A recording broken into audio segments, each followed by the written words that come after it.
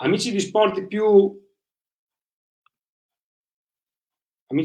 Magazine, buon pomeriggio, scusate questo attimo di esitazione, ma avevamo un attimo di problemi con la connessione. Buon pomeriggio, ben ritrovati anche oggi qui per un'altra diretta, un'altra live. Oggi parleremo di istituzioni e sport dilettantistico. Poi dopo ovviamente il nostro compasso si allargherà e andremo a toccare anche altri punti.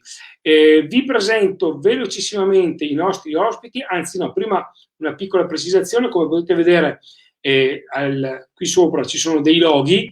Allora, uno è quello di Sport più, l'altro è quello della Young Community, che è Young Sport e Cultura Community, è un partner. Ieri abbiamo parlato di ottimizzare le risorse, qualcosa si è già mosso dopo la diretta di ieri, quindi la diretta Facebook viene splittata, come si dice in gergo tecnico, anche sulla pagina della Young Sport Community di San Martino Buonalbergo, quindi la nostra diretta va su 2 canali, quindi ringrazio anche chi ci segue dalla pagina della Young e ringrazio ovviamente tutto il direttivo della Young per la possibilità che ci ha dato. Detto questo, vado in ordine di accesso, quindi vi presento David Di Michele. Buon pomeriggio David, lui è vicepresidente della provincia di Verona, ma ha anche un ruolo dirigenziale all'interno della società, ma poi ce ne parlerai con più precisione. Poi andiamo a chiamare Fabio Venturi. Buon pomeriggio Fabio, ti vediamo mezza faccia, non tutta. Infatti, allora cerchiamo di spostarci tutti. Allora, meglio, adesso mi metto io, è colpa mia. Presente. Che cerchiamo di mettere centrato, meglio così. Ottimo. Direi. Ciao Alberto, ciao David. Presidente dell'Alba Borgo Roma, ma non solo, poi dopo hai anche tu un ruolo all'interno della Blue Volley Verona, quindi allarghiamo anche lì il discorso calcio dilettantistico e società sempre dilettantistica, però di alto livello, quindi andremo ad analizzare anche quella situazione lì. E poi Matteo Lerco. Ciao Matteo, giornalista. Ciao Albi. Di più, e lui oggi ha anche un ruolo pratico, passatemi il termine, lui è anche giocatore dilettantistico ancora, esatto, sì. E quindi avrà anche il punto di vista di chi in questo momento ha tanti dubbi su come proseguirà la sua stagione agonistica proprio sul campo, quindi tanti ruoli, tanti punti di vista, e quindi penso sarà una bella diretta. Anzi, sono sicuro che è una bella diretta. Io partirei subito con David e faccio subito la domanda, quella, come si dice, una gamba tesa. Dal punto di vista della provincia di Verona e quindi delle istituzioni, cosa si dice di questa situazione dello sport, ovviamente veronese, veneto, nazionale? Allora, lo sport sappiamo bene che risente anche chiaramente l'emergenza come anche l'economia. E c'è da diversificare quello che è in questo momento qua l'emergenza sanitaria, dove parere personale e soggettivo comunque si sta facendo qua nella Regione Veneto veramente un buon lavoro per cercare di alleviare e andare un po' a eliminare quello che è l'epidemia. Poi c'è un problema appunto economico e anche umano, perché sappiamo che lo sport rappresenta, oltre che chiaramente è un indotto anche importante dal punto di vista economico, perché basti pensare che solo il turismo sportivo nel Veneto è quasi l'1% del PIL, quindi a livello nazionale poi chiaramente lo sport movimenta quasi circa 2 miliardi di euro, soprattutto per la produzione di servizi e anche di merci, e poi sappiamo che lo sport è cultura, è competizione, è anche integrazione, ha dei valori che sono imprescindibili. Quindi noi in questa fase qua chiaramente stiamo vivendo l'emergenza, stiamo cercando di risolvere questo problema che è gravissimo, ma è ovvio che ne risente tutto. Ecco perché bisogna, nella fase 2, come si sta parlando un po' da tempo, bisogna cercare quelle soluzioni per poter far ripartire lo sport, ma soprattutto anche le aziende nostre, perché l'economia va a stretto contatto poi con lo sport, come dicevo precedentemente. Davide, ti dico, sentiamo un pochino male, magari se riesci a trovare, non so, ti vediamo anche un po' a scatti, magari provi a vedere di prossimo intervento, vediamo casomai esci e poi ti facciamo rientrare e vediamo di ristabilire il contatto. Fabio, tu invece da presidente di una società dilettantistica storica come l'Alba Borgo Roma, in questo momento come ti senti? Ma sai, la situazione in questo momento, prima di tutto non abbiamo chiarezza di cosa sarà il dopo, perché quello fondamentalmente è il vero problema, cioè non sappiamo quando riprenderemo, non sappiamo come riprenderemo, cioè il come riprenderemo vuol dire possiamo iniziare a fare i camp estivi a giugno, non possiamo, i campionati sono finiti o sono sospesi e riprenderanno a giugno, luglio, agosto. Le squadre sono tutte salve, tutte promosse, tutte retrocesse o quale classifica si tiene in considerazione per la parte diciamo più sportiva, che però non è un dettaglio perché noi come Alba abbiamo una prima categoria, siamo terzi, se tenessero in considerazione cosa che si dice la classifica del girone d'andata noi saremmo primi e dunque saremmo promossi in promozione, dunque vorrebbe dire fare una squadra di una certa tipologia per la promozione, ma poi penso a tutto il settore giovanile, perché abbiamo squadre che fortunatamente stanno andando bene tutte, però stavano andando bene fino allo stop, per cui capire che campionati faremo. Abbiamo un calcio femminile che si stava giocando la Serie C, che non sappiamo se potrà giocarsi la Serie C, e chiaramente questo è un ostacolo sportivo. Però in realtà poi c'è l'altro tema che è quello imprenditoriale economico, cioè riprendiamo e dunque abbiamo delle spese, non riprendiamo e dunque non abbiamo quelle spese ma non abbiamo neanche gli introiti di altri eventi. Quest'estate potremmo fare qualcosa normalmente oppure singolarmente, dunque anche lì cambiano le cose perché prendiamo l'esempio dei camp estivi che molte società sportive fanno, sono per noi una piccola entrata, non averli vuol dire non avere neanche quell'entrata. Capisco il punto di vista sanitario, però capite che noi dobbiamo fare i conti con le entrate e le uscite, non averle, queste entrate comunque sono un sacrificio. Poi a settembre ricominciamo come?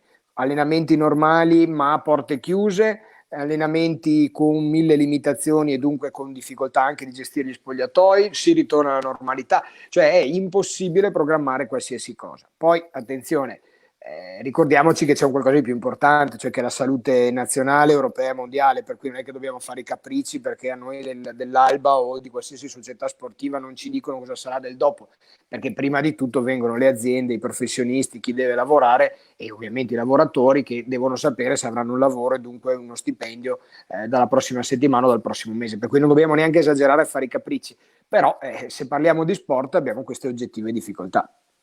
Certo.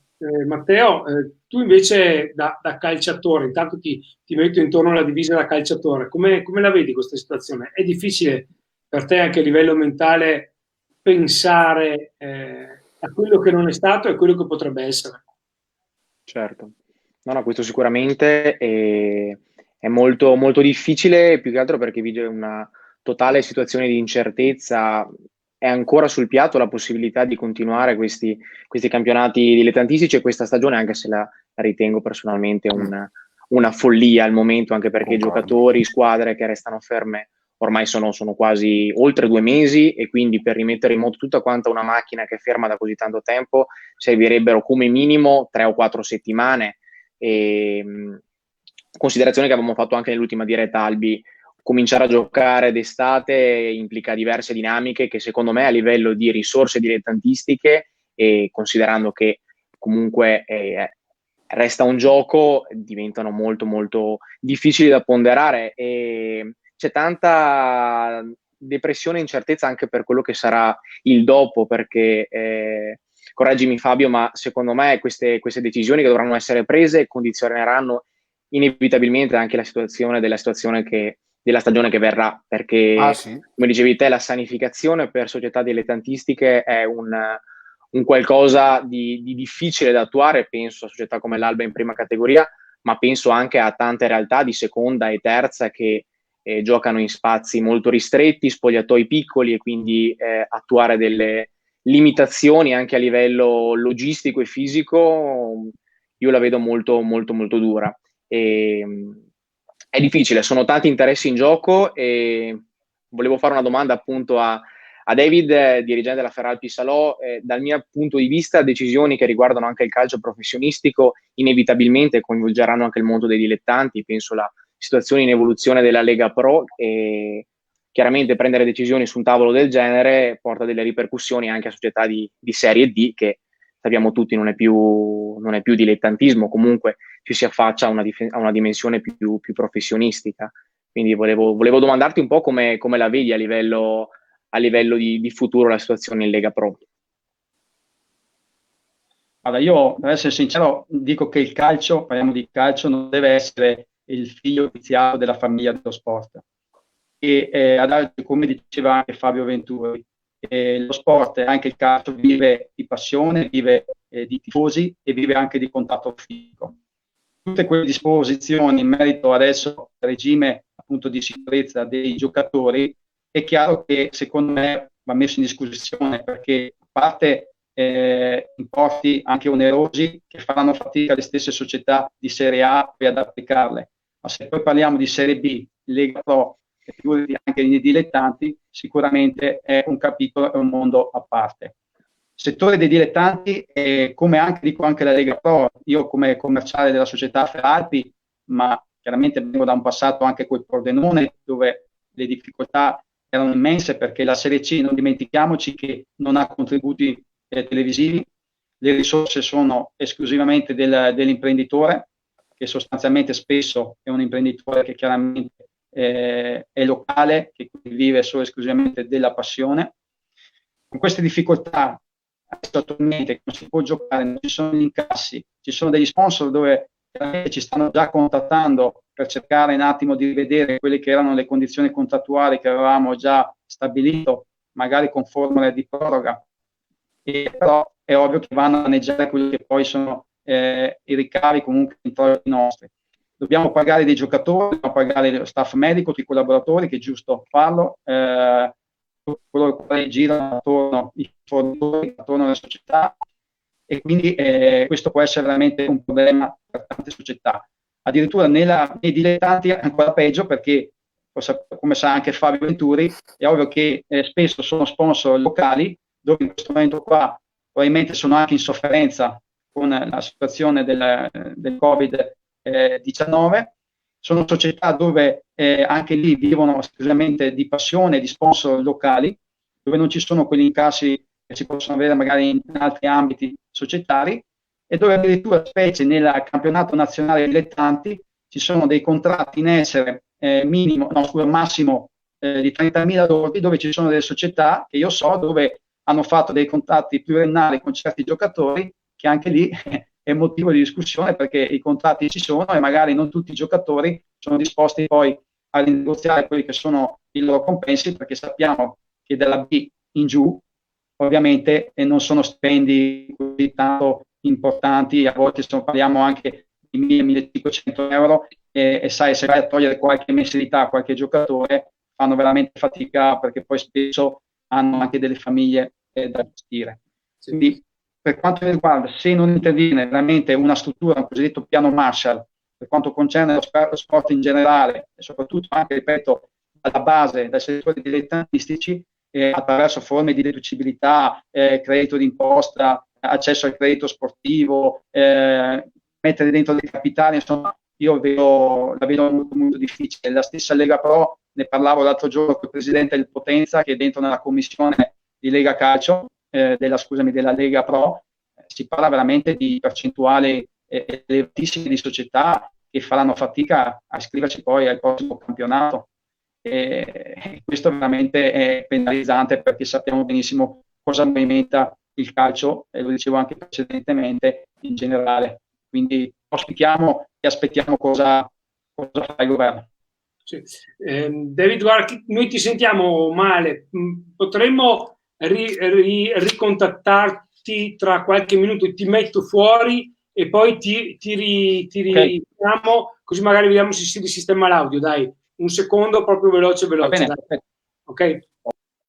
Allora, intanto, mentre aspettiamo Davide Michele, allora intanto io, Fabio, ti volevo chiedere a livello di invece Blue Volley, quindi andiamo un altro discorso dilettantistico, però molto più sviluppato. Non è calcio, è pallavolo. Cosa sta succedendo in questo momento?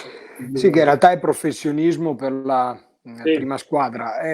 Siamo in una trattativa tra la Lega Volley e gli atleti per quanto riguarda i compensi, perché vale quello che diceva Davide poco fa, cioè capiamo che noi siamo in difficoltà, ma anche gli atleti comunque non vivono, non stiamo parlando di Cristiano Ronaldo, parliamo di atleti che con quel compenso ci vivono senza far la bella vita, ecco, perché bisogna essere realisti. Poi anche nel volley ci sono degli stipendi, dei compensi un po' più alti, per carità, però tendenzialmente parliamo di cifre molto, molto reali. C'è questo aspetto, c'è l'aspetto dell'anno prossimo, perché cosa sarà del prossimo campionato? Vale qui, come parlavamo prima del calcio dilettantistico, vale in qualsiasi disciplina. Immaginate che noi come Blue Volley spesso riusciamo a riempire il palazzetto dello sport, per cui quasi 5.000 spettatori, le partite quelle di cartello, oppure se stiamo puntando ai playoff, facciamo 5.000 spettatori. L'anno prossimo campionato, per intenderci, ci dicono a porte chiuse. Voi capite che 5.000 persone in meno ogni partita hanno un valore economico, ma specialmente lo sponsor che è sui tabelloni, è su tutto ciò che vedete all'interno di un palazzetto, non sarà più interessato, perché dice: siccome lo fate a porte chiuse, quelle 5.000 persone per 12, 13, 14 partite, quelle che saranno in casa, non ho più un ritorno d'immagine.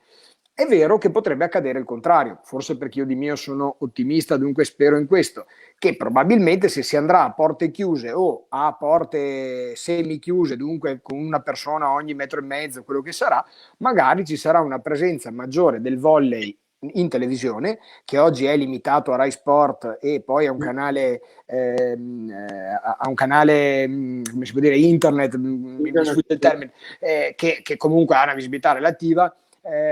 Magari l'anno prossimo, il prossimo campionato, magari qualche emittente darà più spazio, e questo potrebbe far comodo, perché allora il partner che aveva la visibilità solo al palazzetto, è vero che perderà il pubblico, però è vero che avrà una visibilità nazionale, invece che 5.000 persone 5.000 persone al palazzetto, magari se ne ritrova 100.000 che la guardano in tutta Italia, per cui potrebbe avere un vantaggio. Però è chiaro che è un calcolo da vedere. Poi potete mettervi nei nostri panni, cioè io oggi chiamo uno dei nostri partner e gli dico: bene, cosa facciamo per l'anno prossimo? Questo mi risponde se lo sto prendendo in giro o meno, perché la prima cosa che mi dice: guarda, io non so se domani riapro l'azienda, dunque della pallavolo, del basket, del calcio, del rugby, di quello che è, sicuramente non mi interessa in questo momento. Poi lasciatemi passare del tempo e ci ragiono, per cui noi non possiamo programmare il basket, perché Scaligera Basket ha lo stesso problema, rugby ha lo stesso problema, tutte le società dicono: da chi andiamo a batter cassa? Che giustamente la prima cosa che ti dicono è: prima vogliamo pagare gli stipendi, per cui anche per noi costruire una prossima stagione non sarà facile. Nonostante questo lo stiamo facendo, perché comunque stiamo lavorando alla prossima stagione, a un riordino anche societario, stiamo facendo direi un ottimo lavoro, siamo pronti a partire con i city camp al nostro sporting club, siamo pronti con una serie di iniziative anche a Bressanone, dove facciamo un'academy di volley, cioè noi siamo pronti a partire anche pensando che potremmo posticipare le cose, perché se il camp a Bressanone l'avevamo pensato per metà giugno, lo possiamo pensare anche per metà agosto, non succede niente e posticipiamo tutto, cioè oramai è saltato tutto, il Ferragosto non esiste più, cioè sarà una giornata festiva, ma il 14 e il 16 lavoreremo tutti, perché le ferie purtroppo le abbiamo già fatte a causa del coronavirus, e poi perché le aziende devono continuare a produrre, per cui cambierà tutto. Però ecco, anche come volley, anche per il nostro settore giovanile, stiamo ragionando veramente su che cosa si può fare, ma questo chiunque faccia sport che non ha diritti televisivi, per cui di fatto è solo il calcio di Serie A e qualcosina di Serie B, tutti gli altri hanno il medesimo problema. Poi ci si rimbocca le maniche, si ricostruisce, si riparte, si fa comunque una programmazione, però è anche maleducato, diciamo così, andare da uno sponsor e dirgli: rifacciamo l'accordo per la prossima stagione. E questa è la prima cosa, dice: scusa, ma non ti rendi conto cosa c'è fuori?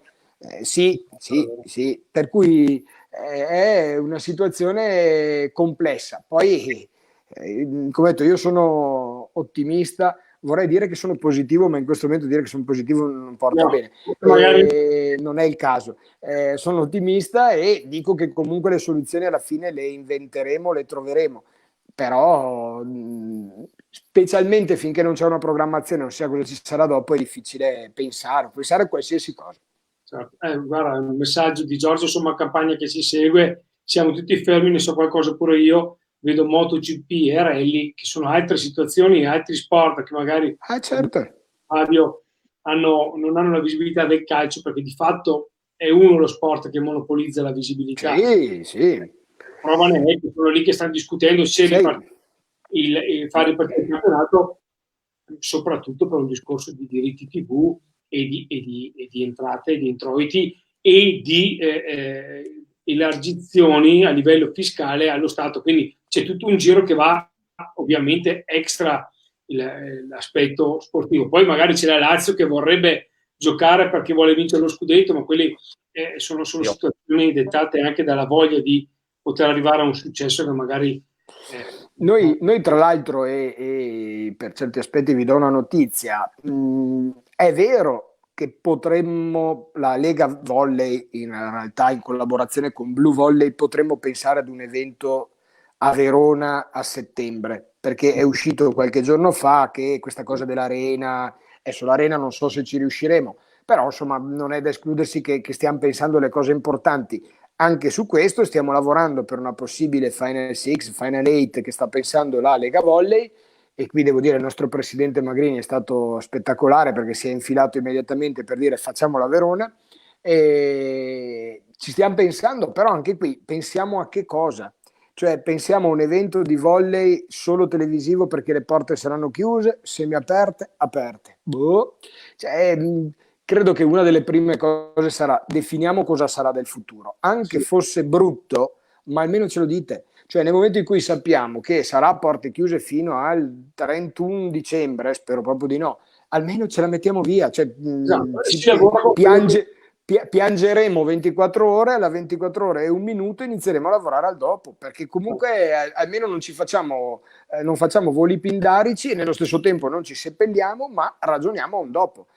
Prima Davide diceva una cosa che condivido al 300%, ci sono anche delle possibilità per far stare in piedi le società. Il credito d'imposta del 30%, che è un tema sul quale si dibatte, che magari chi ci sta seguendo non lo può capire, ma lo dico in 12 secondi. Se io decido di dare una sponsorizzazione alla David Di Michele, squadra di NBA, di basket in Serie A, gli do 10.000 euro, lo Stato mi riconosce 3.000 euro di credito d'imposta. Questo credito d'imposta io lo posso usare per pagare meno l'IVA o pagare meno altre imposte o tasse, per cui sono 3.000 di fatto che mi tornano indietro, per cui se io ne do 10 a David, di fatto ne ho dati 7 perché 3 mi sono tornati in credito d'imposta. Magari per qualche sponsor può fare comodo. Secondo è l'accesso al credito. Io oggi ho sentito la banca per quanto riguarda Alba Borgo Roma, ma anche per quanto riguarda Blue Volley, e le banche non hanno ancora chiarezza se possono dare i famosi finanziamenti, quelli a garanzie zero o quelli a garanzie 70, 80, 90, dipende,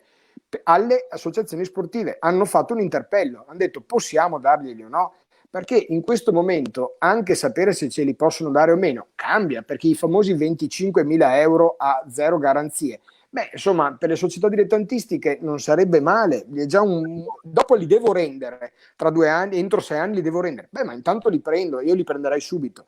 E anche lì non c'è chiarezza. Poi si parla che il credito sportivo possa dare alle società sportive questa somma a zero tasso di interesse. Però si parlava di 100 milioni. Capite che con 100 milioni non è che si vada tanto lontano, fondamentalmente. Per cui ho fatto un conto, se fossero 100 milioni, questi 100 milioni vorrebbe dire, se noi ne chiediamo 25.000, sarebbero, per tutti quelli che chiedono 25.000, sarebbero 4.000 società che vengono avvantaggiate. In Italia siamo decisamente più di 4.000 società, per cui rischiamo di prendere 400 euro o 1.000 euro, non andiamo da nessuna parte. Ecco. Solamente nel Veneto, Fabio, dai dati, dopo entriamo anche con Davide, la relazione che ha mandato oggi CONI al presidente Zaia, solamente nel Veneto ci sono 5.430 società.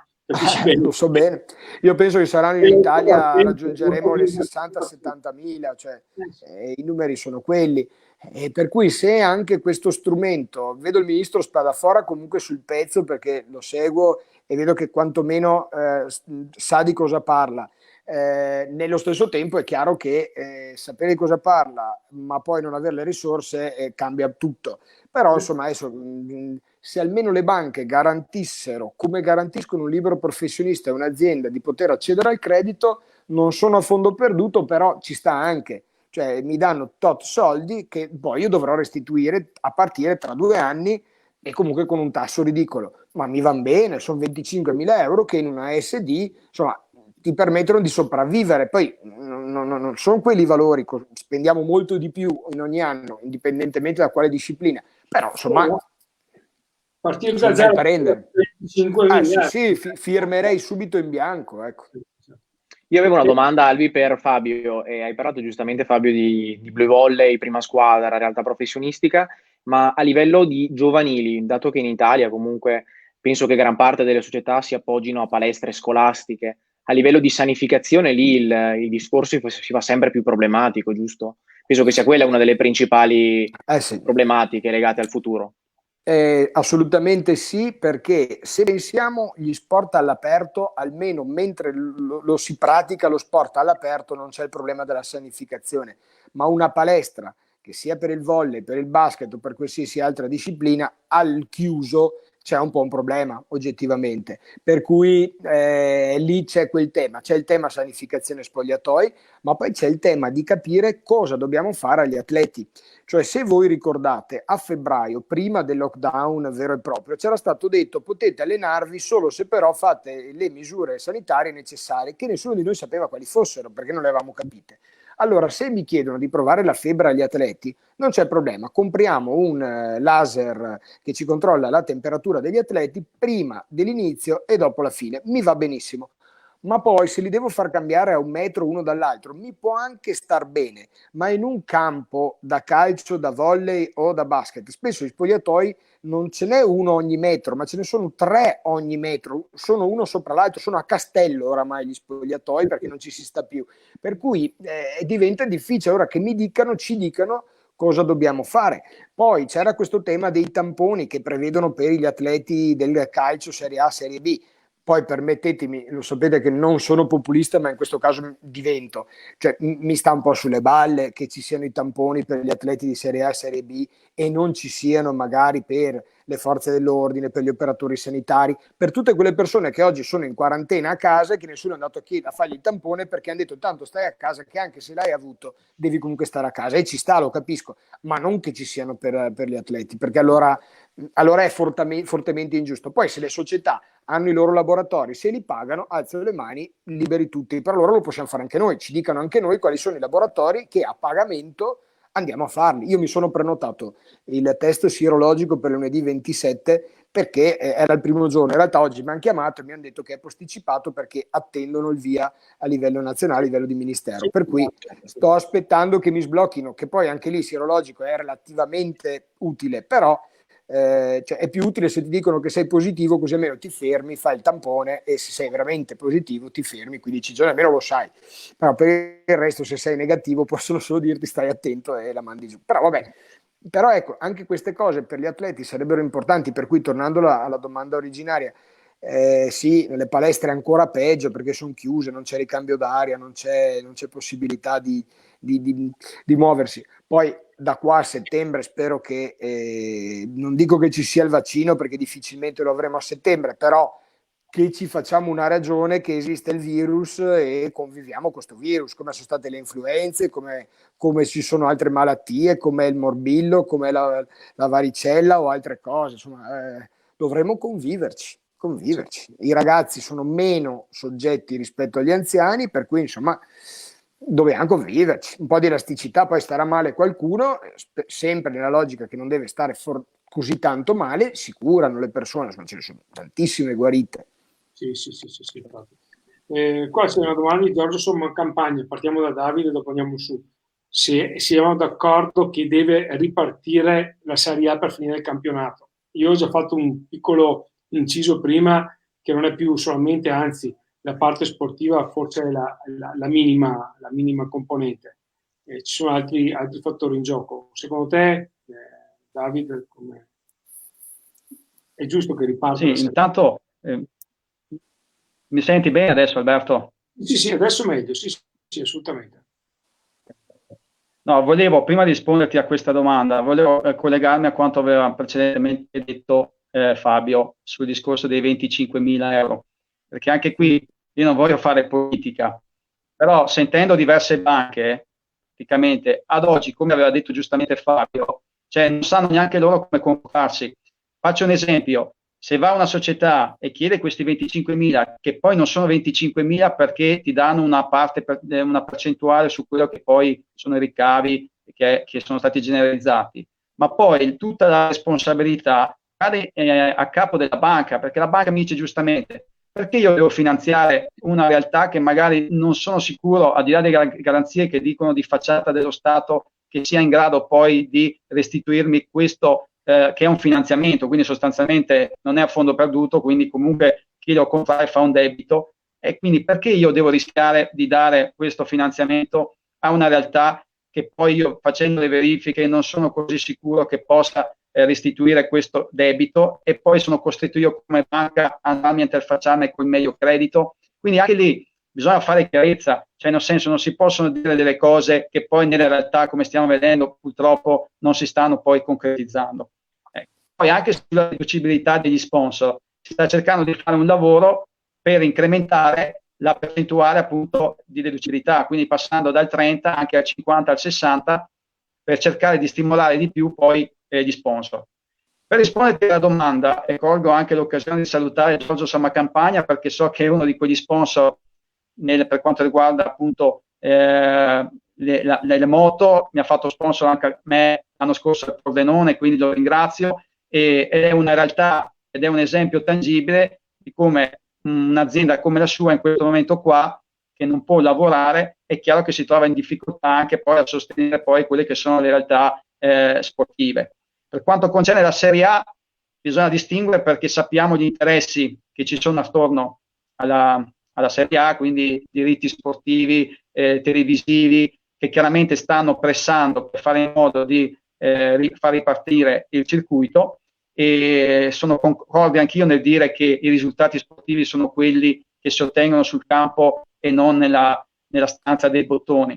Però secondo me in questa fase qua davvero bisogna tutelare quella che è l'emergenza dei nostri atleti, dei nostri medici, dei nostri collaboratori e staff in generale, perché vi faccio un esempio: se succede che un Higuain riprende a giocare e dopo un po' si ammala ancora di Covid, cosa succede quando hai 2 giocatori di quel livello lì a completare il campionato che ti vengono a mancare? Cioè è molto delicata la situazione. Ecco, la Serie C ha deciso finiamo qua il campionato, perché chiaramente ci sono delle situazioni di emergenza economica che non sono in grado di sostenere, quindi tutti quanti si è deciso all'unanimità di portare avanti questa filosofia qua, fare le 3 promozioni e vedere la 4ª promozione di trovare la formula. Però è chiaro che per quanto c'è nella Serie A ci sono troppi interessi, troppe pressioni che fanno in modo che spingono per far ripartire. Secondo me bisogna valutare veramente bene, perché ripeto, anche dal punto di vista psicologico un giocatore è anche preoccupato, perché il calcio è anche di contatto fisico, e quindi si parla di distanza, di qua, come fai a interpretare l'attività? Cioè, secondo me, ripeto, se si deve far finire il campionato perché si deve evitare ricorsi in tribunale, perché ci sono tante società che chiaramente non accettano, come il Brescia, come altre squadre che comunque se la potevano giocare per salvarsi, quindi non accettano di retrocedere, oppure magari a affidare lo scudetto a una società piuttosto che un'altra, è evidente che però bisogna guardare a 360 gradi, perché non è così facile poi mettere in pratica poi giocando i nostri atleti, ecco, perché sicuramente se succede qualche ricaduta è un bel problema. Fabio, direi che siamo tutti quanti in linea. Sì, assolutamente d'accordo. Cioè, per me da finire tutto qui, punto. Poi non finisce tutto qui proprio perché ci sono degli interessi, dei rischi di ricorsi che, come dice qualcuno, c'è un rischio che questa situazione dei ricorsi per mancati introiti o altro vadano a sfalsare il prossimo campionato. Dunque che ti portino per i ricorsi a iniziarlo a Natale. Per cui il ritardo è dovuto solo a quello, però a un certo punto credo che ci sia la possibilità di rompere tutto a livello nazionale, a livello governativo con un provvedimento.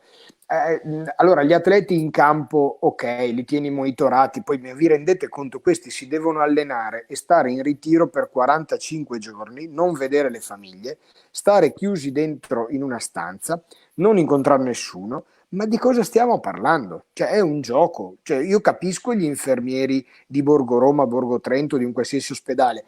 Questi sì potrebbero, purtroppo dovrebbero, e per fortuna hanno un grande buon senso, cercano di convivere con questa situazione. Ma di cosa stiamo parlando? Cioè di attrezzare delle stanze per far lasciare da soli gli atleti. Poi ricordiamo una cosa, non è tanto di far giocare 11 giocatori contro 11 più le riserve, è tutto quello che ci va dietro, perché comunque una partita di calcio di Serie A o di Serie B ha comunque una serie di persone che anche se a porte chiuse dovranno essere lì, forze Sì. dell'ordine, medici, arbitri, guardalinee, fotografi, giornalisti, cioè una serie di persone, per cui non stiamo parlando di le rose, facciamo finta che siano 30 persone per squadra, 60 persone. Stiamo parlando di almeno 350-400 persone per una partita a porte chiuse, che stanno una attaccata all'altra e che sono un costo.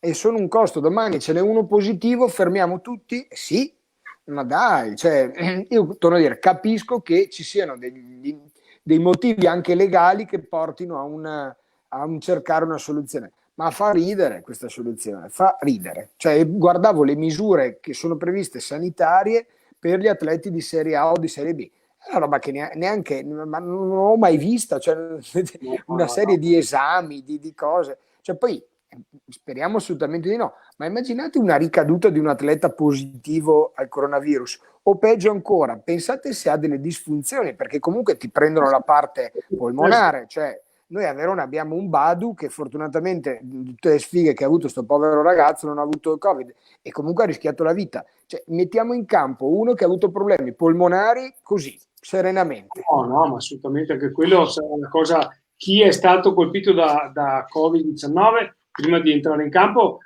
penso che dovrà sostenere anche degli esami, degli accertamenti. Lo prevederebbero, ma dopo cioè, no, capisco le direzioni di interessi, però per me no, non si gioca appunto. È una forzatura assolutamente. Teo, cosa ne pensi? Certo, d'accordissimo. Ma d'accordissimo, io penso che questo slittamento continuo nella ripresa degli allenamenti, dell'inizio delle partite, anche perché ricordiamo che in Serie A mancano ancora 124 gare da disputare, come dice Fabio, non è solamente un gioco che coinvolge 22 giocatori, ma c'è un ecosistema, persone che lavorano e quindi sarebbe un rischio molto molto importante. La problematica, come dice giustamente Pietro riguardo i dilettanti, e poi chi si assume la responsabilità nel caso di problematiche, nel caso di giocatori positivi, è veramente una questione molto molto complicata, tantissimi interessi e secondo me è per questo che non siamo ancora giunti a una decisione. La mia visione personale è che con 400 morti al giorno ancora in Italia sia assolutamente irrazionale riprendere quello che comunque a tutti gli effetti è ancora un gioco, ma appunto altre dinamiche sicuramente secondo me porteranno alla ripresa del campionato. Ecco, una cosa magari rispetto a quello che scrive Pietro, che concordo del registro, cioè il registro di misurazione febbre probabilmente servirà un registro del tipo quali atleti ho avuto, parliamo di dilettantismo, in questo caso prendiamo l'Alba come può essere la Blue Volley nelle giovanili, un registro dove chi è presente gli segno la febbre, guardo che stia bene e alla fine guardo che ci sia e che febbre ha. Mi può star bene, forse in questo caso non sarei preoccupato della responsabilità, cioè la responsabilità la lascerei comunque in carico al ragazzo, ma in questo caso alla famiglia perché sono minorenni, cioè la famiglia prima di mandarmi il proprio figlio deve sapere se il proprio figlio sta bene o sta male e questo aiuterebbe anche un po', no però aiuta perché io non lo costringo a venire a giocare a calcio, a volley o a basket. Cioè dovrebbe esserci, ma questo perché ci dobbiamo responsabilizzare tutti, cioè se uno di noi quattro oggi ha un malessere non può dire sto zitto, non dico niente a nessuno e vado fuori, no, alzo la manina e dico ho un malessere, poi magari ho mal di denti e non c'entra nulla col Covid, però dobbiamo responsabilizzarci, ecco, da questo lato, cioè da quel lato lì io società sportiva ho l'obbligo di fare un registro, ma non mi preoccuperebbe quello perché come abbiamo l'obbligo di avere le persone con il corso per il defibrillatore, come abbiamo l'obbligo di avere il defibrillatore, non mi preoccuperebbe avere un registro, ma lo abbiamo, di fatto lo abbiamo già, perché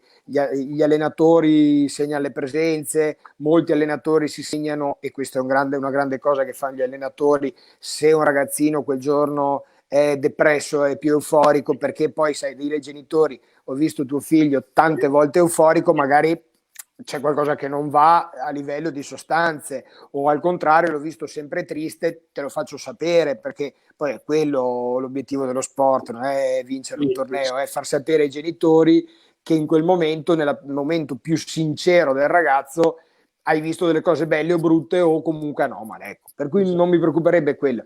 E dirci cosa dobbiamo fare però, perché se devo fargli il tampone ai ragazzi non è che dove cominciare, cioè al di là dei costi che sono surreali, ma non so neanche dove cominciare. Poi,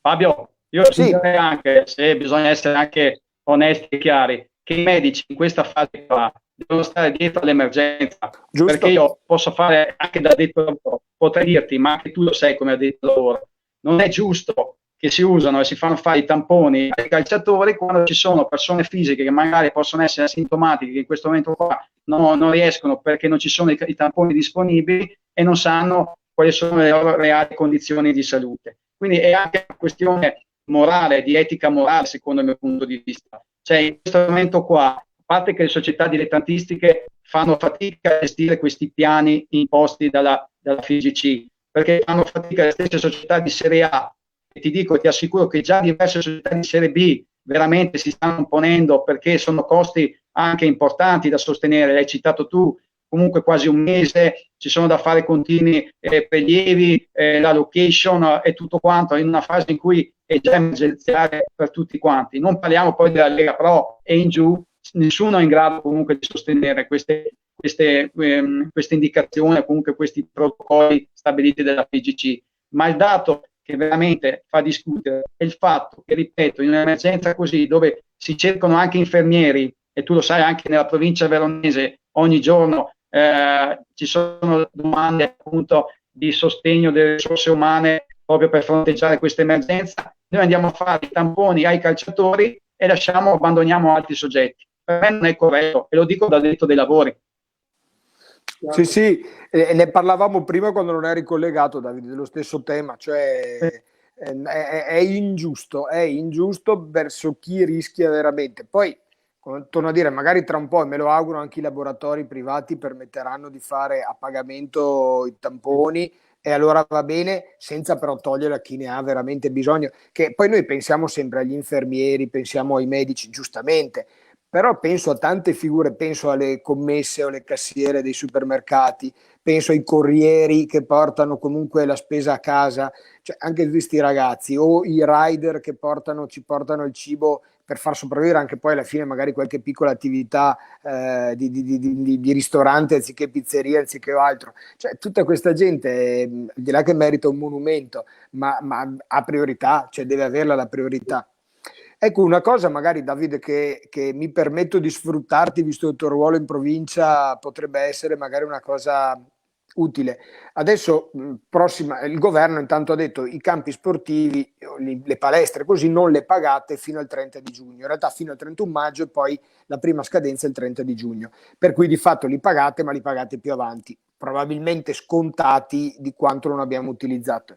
In realtà una cosa che magari sarebbe bene con tutti i comuni veronesi è cercare una soluzione per la prossima stagione affinché non venga chiesto nulla per l'utilizzo degli impianti. Poi ogni comune è storia a sé, cioè il comune di Verona ha un trattamento, il comune di Sona è un altro, Lavagno, il tuo comune è un altro ancora, cioè ognuno ha il proprio, però se le società sportive, è poco perché non è che ti cambia il bilancio, potessero non pagare gli impianti sportivi, le spese degli impianti sportivi, perché io come Alba o Blue Volley paghiamo al comune l'affitto degli spazi, poi il comune magari ci dà 2 soldi per fare la manutenzione, caso del campo, caso dell'Alba, ma non è il caso del volley o del basket, perché le palestre non c'è grossa manutenzione.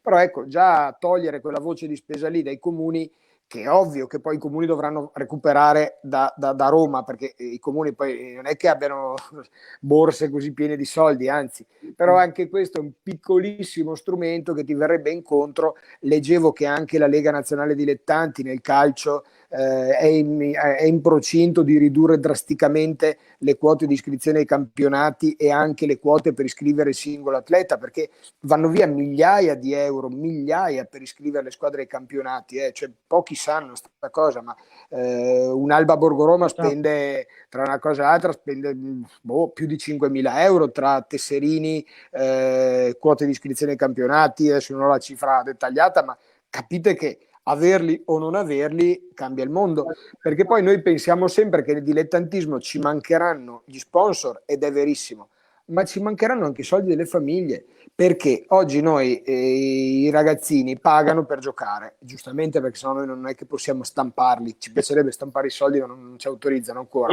Però l'Europa dovrebbe stamparli i soldi, no? Sì, ecco, esatto. Ho visto ieri un servizio, devo dire, alle Iene, che facevano vedere che li stampano ancora i soldi in questi giorni nel napoletano, era simpatica, con 20 euro, cioè con 5 euro ti danno una banconota da 20 euro, la porto 1 a 4, non è malvagio, come ci ho pensato ma non so come stamparlo. Al di là delle battute, cioè nel momento in cui hai anche la possibilità come società di avere dei sostegni, degli aiuti anche in questa direzione, potrebbe fare bene, ecco. Ridurre i costi, ridurre le spese. No, scusate, stavo dicendo che mi sono perso. Le famiglie, noi pensiamo la quota di iscrizione a una società sportiva varia, può essere dai 100 ai 300, dipende che cosa c'è dentro, il kit sportivo non c'è, ma ci saranno famiglie che faranno fatica a darteli, ma non perché siano fastidiosi, ma perché non hanno i soldi, perché non avranno il lavoro, magari uno dei due genitori, oppure avranno un lavoro precario, oppure hanno dovuto pagare tirar fuori tutto quello che avevano per sopperire a questi mesi. Per cui cosa gli diciamo a queste famiglie? No, guarda, tuo figlio non te lo faccio giocare perché non hai soldi.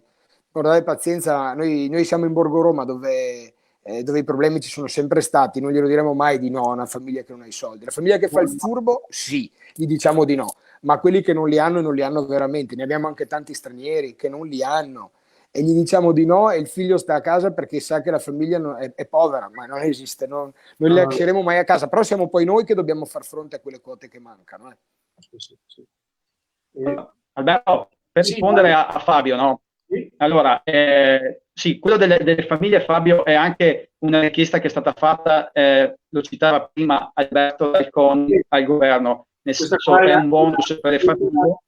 La lettera che è stata mandata ieri al CONI Veneto con il CIP, col Comitato Italiano Paralimpici, al presidente Zaia, appunto, prego Davide. Esatto. È un bonus, Fabio, è un bonus appunto, viene richiesto da famiglie per la sottoscrizione chiaramente della quota di iscrizione dei propri ragazzi, viene chiesta anche la deducibilità. Per quanto concerne le tue domande, che io chiaramente condivido, dal punto di vista degli enti locali c'è già un coordinamento per quanto riguarda gli interventi sugli impianti sportivi, parliamo quindi anche di sanificazione e quindi anche per quanto riguarda le palestre, quindi parlo come competenza per gli enti locali sulla base della richiesta sempre del CONI che ha fatto agli enti locali. Poi c'è la richiesta anche di limitare quelli che sono i costi delle municipalizzate, quindi diciamo dei costi che vanno a sostenere dell'utente. Poi c'è anche la cancellazione dei canoni, canoni di affitto, e tutte realtà che sicuramente sono condivisibili, anche per quanto riguarda l'ente che io come vicepresidente in questo contesto mi sento di rappresentare, e colgo anche chiaramente la tua proposta è di verificare tutte quelle che sono anche le gestioni delle nostre palestre, perché cercheremo anche noi di fare il nostro, perché riconosco che in questo momento qua dobbiamo fare rete, dobbiamo fare squadra tutti quanti se vogliamo far ripartire il mondo dello sport, così se ci siano poi delle ripercussioni. Quindi ognuno di noi deve fare nel più piccolo il massimo. Aspettiamo adesso il governo, ripeto, come si muoverà e dopodiché fare le nostre valutazioni. Le risposte devono essere però celeri, cioè non è che adesso possiamo perdere ancora troppo tempo, al di là, lasciamo stare che i campionati mettiamoli finiti, archiviati, ok? Adesso però bisogna avere risposte entro poche settimane. Alberto, allo stato attuale le federazioni non hanno ancora chiuso i campionati, cioè anche questo le varie leghe nazionali dilettanti locali e le FGC locali prendano una decisione, è quella di chiudiamo. Io capisco che anche lì hanno la paura di decidere chi è promosso, chi è retrocesso, non promuovo nessuno, retrocedo tutti, capisco, non è facile, però anche quello si decide, cioè io oggi sono stato al campo dell'Alba perché noi stiamo facendo la manutenzione al terreno, perché i campi sono in concessione del comune e adesso la regione ha autorizzato a fare i lavori perché sennò l'erba va a farsi benedire. Poi anche, scusa, apro una parentesi un po' polemica, tu sei anche lì al capo per controllare che non arrivino i soliti deficienti ai danni. Sì, due volte 2 volte nel giro di 7 giorni ci è capitato. In una ci hanno solo distrutto tutto, ma non sono entrati. La seconda hanno distrutto tutto e sono anche entrati nei 2 campi. Quelli Dopodiché, quelli la quarantena non se la beccano mai. Poi lo dicevo scherzando, sono venuti a rubare a casa dei ladri in Borgo Roma, cioè sempre il nostro quartiere, prima o poi i conti tornano. Però vabbè, c'è comunque un problema di definire i campionati o no. Cioè oggi noi stiamo facendo la manutenzione del terreno di gioco finalizzato a che cosa? Cioè lo facciamo perché si riparta a settembre, lo facciamo perché il 4 di maggio ricomincia a allenarsi le squadre e ci giochiamo sopra, cioè capite che non possiamo neanche investire. Allora decidiamo, io spero che la decisione sia indipendentemente dove le mie squadre saranno a livello di categoria. Si decide di chiudere, chiuso, io sono a favore del finire tutto qua, poi promossi, retrocessi, quello che è prendo e mi va bene, cioè lo dico proprio ufficialmente, qualsiasi decisione la rispetto, mi va bene, però dall'altro lato ditemelo, perché almeno inizio a fare dei lavori sui campi, che poi sai, fare i lavori, magari vado a comprare la semenza da uno, la terra da un altro, muovo un minimo di economia anch'io, ma oggi sono inchiodato lì e non so se dovrò fare i lavori per settembre o per maggio. Cambia molto, perché magari semino adesso e mi trovo un bellissimo campo per l'estate, perché io vorrei seminare adesso perché magari ad agosto o a luglio faccio qualche attività, qualche torneo, perché magari faremo dei tornei estivi, cosa che non si fa più da una vita. Però anche lì, sai, decidete, cioè le federazioni, qualsiasi disciplina, decidano, punto. Chiuso qua, finito qua, almeno lo sappiamo. Sì. David, tra le varie richieste che il CONI ha espresso, io ho qua il documento e sono a 3 scaglioni, quindi a livello nazionale, a livello locale e a livello regionale, no? E si diceva anche i voucher per incrementare l'attività pratica sportiva in un'ottica di sostenibilità. Ok? Quindi lo sport torna ad avere in questo momento ancora più una caratteristica di momento di salute, momento che però con quello che abbiamo detto prima va un po' a cozzare sul fatto dell'aggregazione. Quindi la domanda è: andremo più verso uno sport individualistico rispetto allo sport di squadra? C'è questo rischio, questa situazione all'orizzonte, secondo te?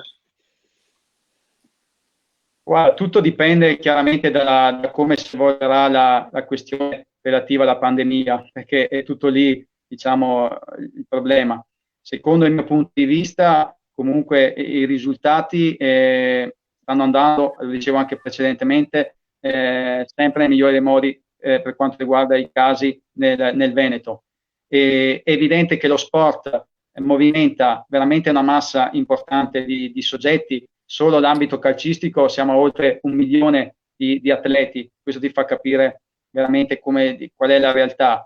Io credo che nel momento in cui avremo le garanzie di sicurezza anche dal punto di vista chiaramente sanitario, si potrà ripartire secondo quello che era un modello. Certo, cambieranno un po' più gli stili di vita, ma secondo il mio punto di vista, nel momento in cui si otterrà maggiore sicurezza, mi auguro che arrivi il presto possibile anche questo vaccino, secondo me poi piano piano si tornerà alla normalità. Ecco. Certo.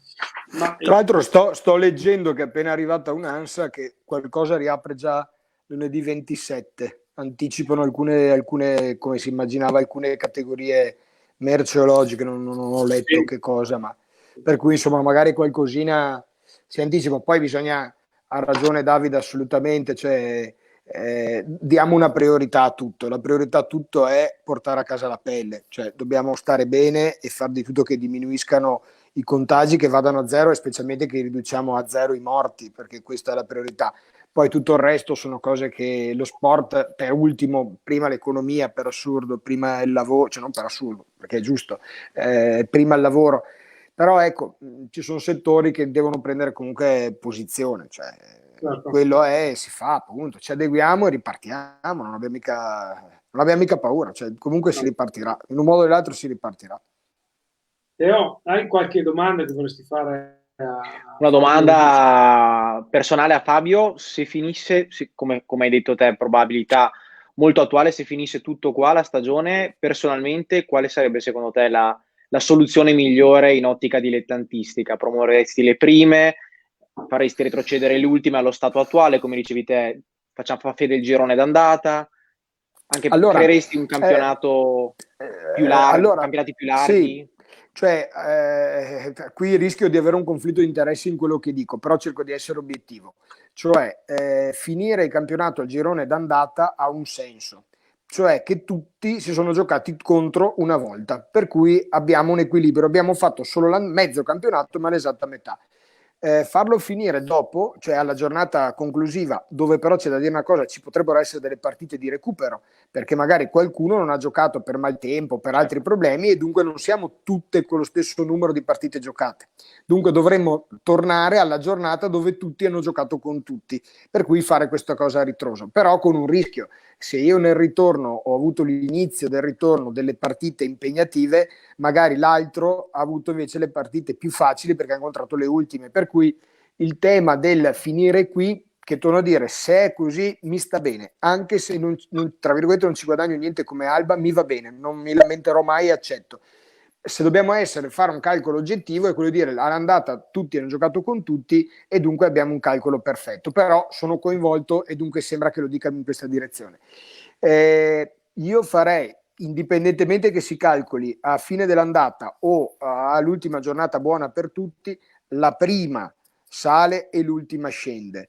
A questo punto, oppure piano, se ci sono delle situazioni a pari merito devi guardare gli scontri diretti a quel punto.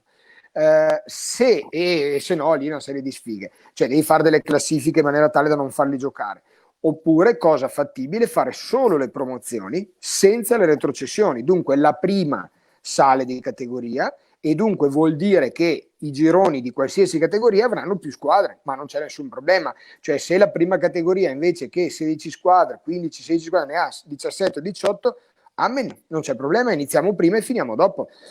Faremo una formula di playoff più stretta, cioè possiamo anche decidere di fare solo le promozioni così le retrocessioni bruciano un po' di più, la prima sale, mi sta bene.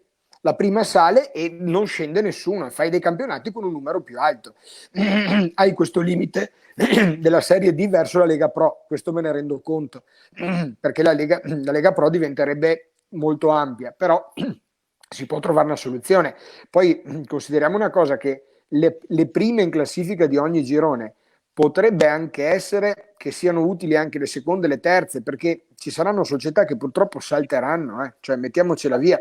Ho visto il Castelbaldo Masi dice non vado più avanti, per cui può essere che se io arrivo secondo e dico che sfiga, magari in realtà vengo ripescato perché mi va che quella sopra qualcuno sopra ha rinunciato. Però ecco, io li chiuderei qui, la prima sale e eventualmente l'ultima scende col punto di domanda, se no togliamo le retrocessioni, solo promozioni. E poi a ripescaggi quelli che le migliori seconde per portare su. Pari merito troveremo un modo, scontro diretto, differenza reti, la monetina, non lo so, qualcosa così.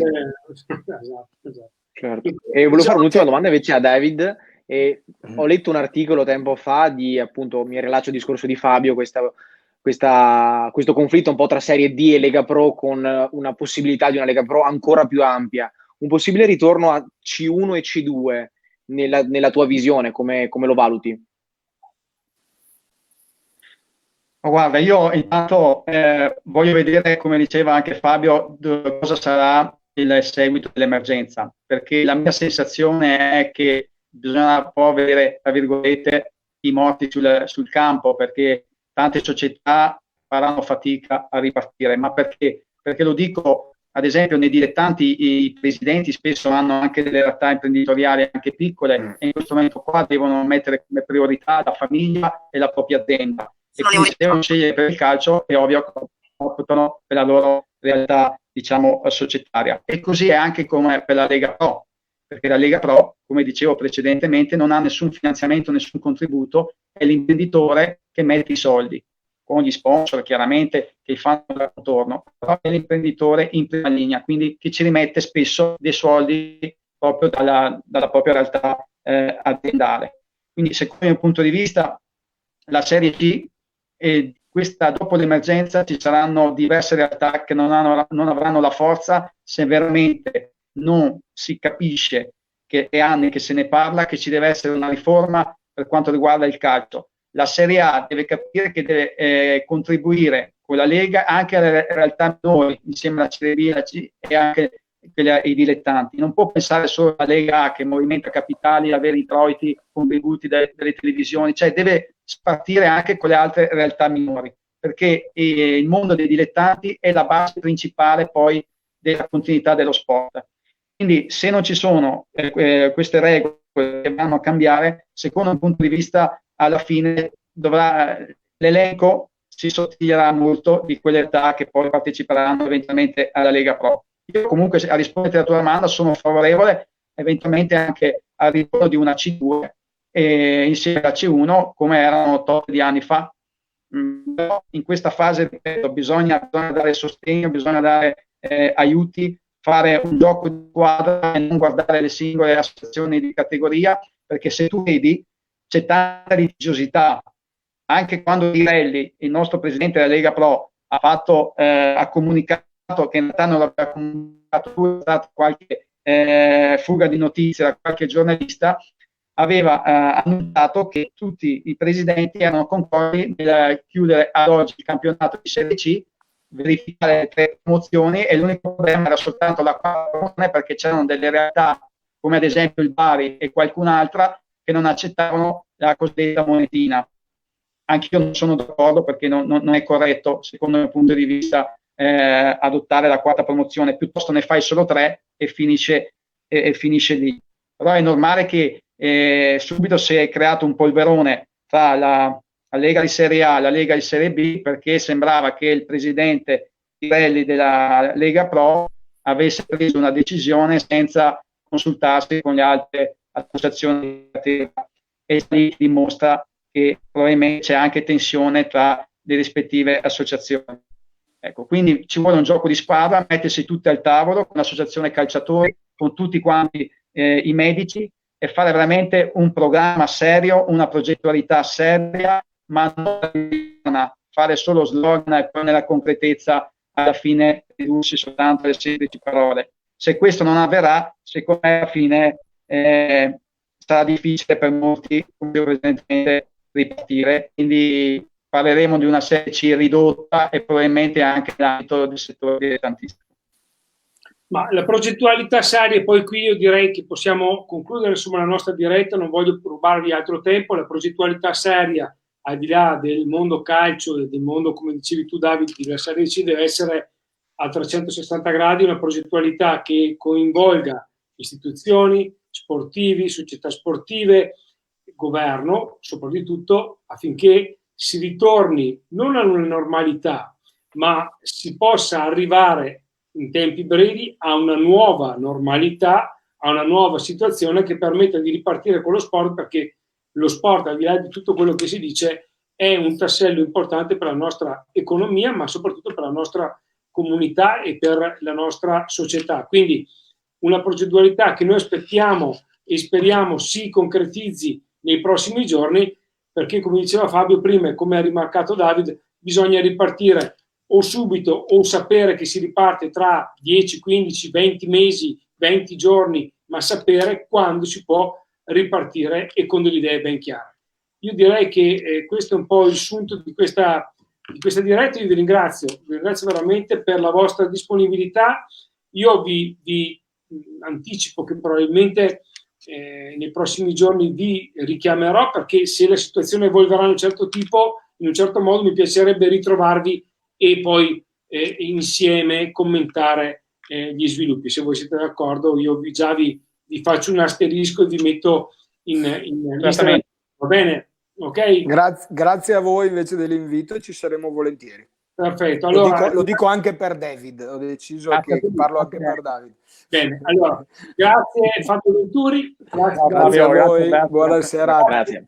Grazie Matteo. E buona salute e state bene, che questo è l'importante in questo periodo. Bene, concludiamo qui questa diretta appunto Sport di Più con Davide Michele, vicepresidente della provincia di Verona, con Fabio Venturi, presidente della Alba Borgo Roma, e con Michele Lerco, giornalista, collaboratore di Sport Più Magazine, ma anche e in questo caso soprattutto calciatore dilettantistico scusate, che ci ha raccontato anche il suo punto di vista. Ringrazio tutti voi per l'attenzione. Faccio un ultimo saluto speciale a Xenia Francesca Palazzo, che è un atleta che io particolarmente tengo nel cuore, come tengo nel cuore anche Alessio Nicolai, il leone, che sta lottando per una sua partita particolare e una partita che va al di là del discorso sportivo. Fatto questi saluti che mi sembravano doverosi, vi ringrazio ancora, vi saluto, vi aspetto domani, vi anticipo il tema di domani, che sarà alimentazione e allenamento nel momento in cui siamo costretti a rimanere in casa. Quindi sarà una tematica un po' particolare, spero di vedervi numerosi anche domani sera. Grazie ancora e buona serata. Ciao!